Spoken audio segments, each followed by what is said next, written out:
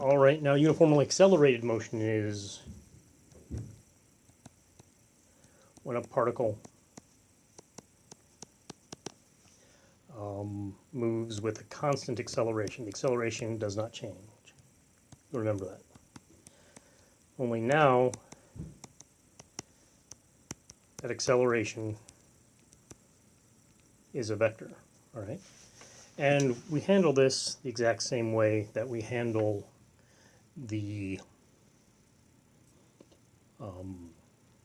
velocity. So we change the velocity, right?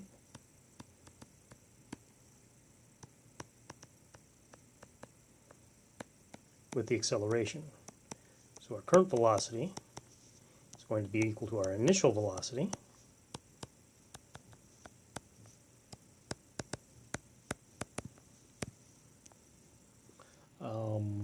plus our acceleration vector. You know, this is a vector, so it has two components.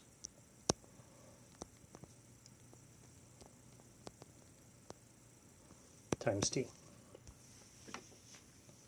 Right, so that's more or less how we do it, and we break it up the same way that we did with the position. You have the velocity in the x direction is equal to the initial velocity in the x direction plus the acceleration in the x direction times time, and y hat is equal to vy of t is equal to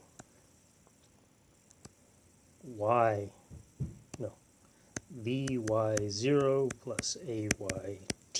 Okay. So we use those two things as the same way. And we do something similar. If we wanted to do the uniform acceleration condition, you'll remember the uniform acceleration condition.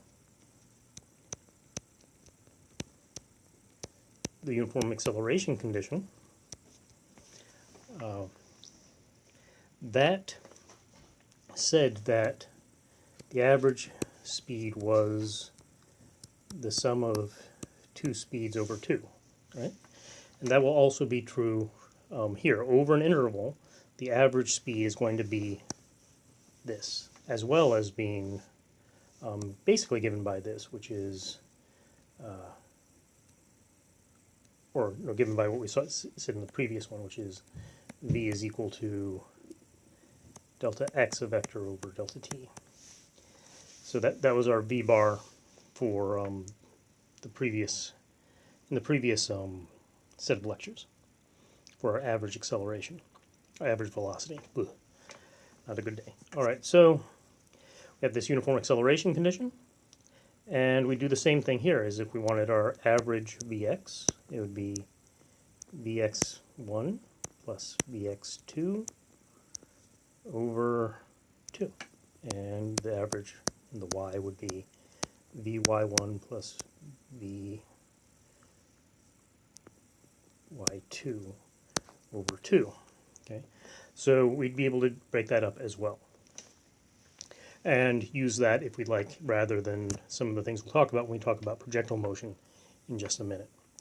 And the same thing happens here as far as the velocity is concerned, right? We've got the velocity increasing linearly. So if our initial velocity is up here, right? If we had a curve and our initial velocity was something like that, then v0, then our velocity for uniform acceleration, so this is vx and vy, these are just the components of v, would move from here to here on this, assuming this acceleration was constant here, would move to some point like that. And so this would be v of t. And the slope of this line would be the acceleration. Okay? So I guess really the slope is tangent theta is equal to ay over ax. So that's what we have for uniformly accelerated motion. That's all it is. We have one really useful example, which is parabolic motion, which is a parabolic trajectory, which is projectile motion. And so I'll go over that really quickly in the next segment. Bye now.